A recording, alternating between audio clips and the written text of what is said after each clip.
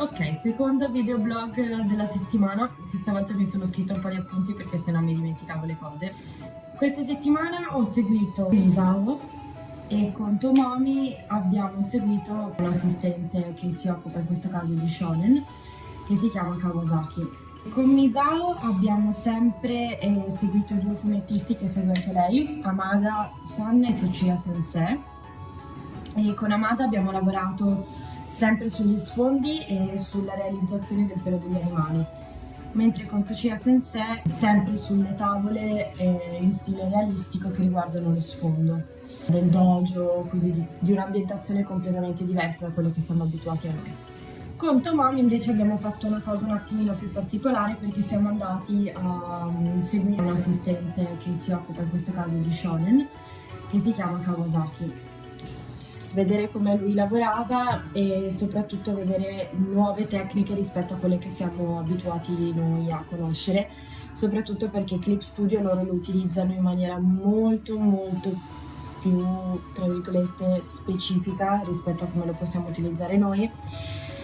perché ad esempio lui utilizza un sacco di scorciatoie, di shortcuts, nel senso che la schermata di Clip è praticamente vuota e ha la tastiera con dei tasti che addirittura mancano, ma con degli adesivi sopra che lui utilizza per l'appunto riconoscerli immediatamente e va soltanto con quelli.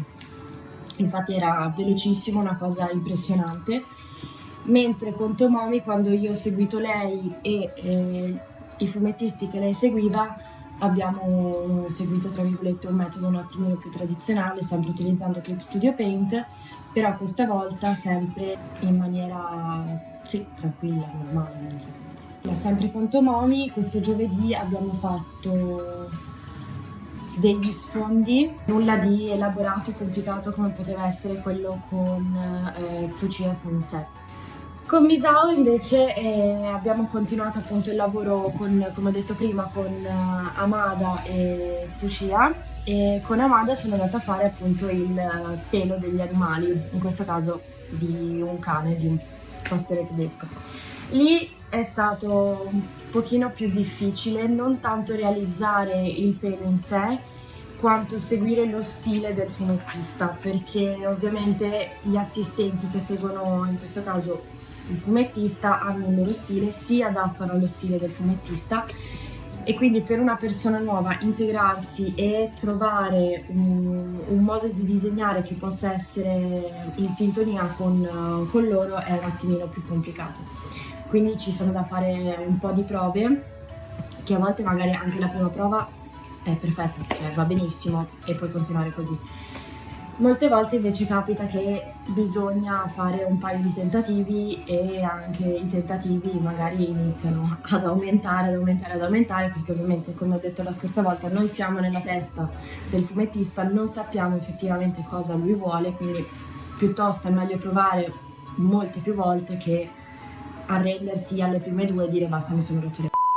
È stata una settimana un pochino più calma rispetto alla prima, però mi sono resa conto che comunque è un'esperienza che bisogna seguire punto per punto, perché non si può pretendere di ad una certa lasciare andare e dire vabbè tanto ho delle giornate di riposo, mi riposo. No, bisogna sempre un attimino rimanere sul pezzo, anche perché comunque muoversi e organizzarsi qua sì è comodo, però bisogna essere sempre attivi e sì, sempre in movimento.